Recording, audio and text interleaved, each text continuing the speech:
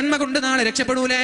വൽ മുതീഈൻ, അല്ലാഹുവിനെ അനുസരിച്ച് ജീവിച്ച ആളുകൾ അവരുടെ ത്വാഅത്ത് കൊണ്ട് രക്ഷപ്പെടൂലേ? വലാകിന്നൽ ആസീൻ, തെറ്റ് ചെയ്ത ആളുകൾ ലൈസ ലഹും സിവായ്, അവർക്ക് ഞാനല്ലാതെ വേറെ ആരും രക്ഷപ്പെടുത്താനില്ലല്ലോ.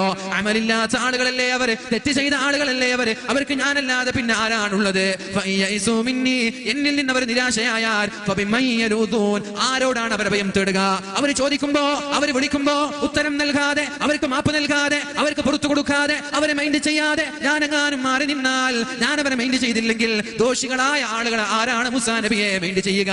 അതുകൊണ്ടാണ് യാ ഇലാഹൽ ആസീൻ എന്ന് വിളിച്ചപ്പോൾ ഞാൻ മറുപടി പറഞ്ഞത് എന്ന് മഹാനായ മൂസാ നബി അലൈഹിസ്സലാമിനോട് അല്ലാഹു റബ്ബ് സുബ്ഹാനഹു വ തആല പറയുന്നുണ്ട്.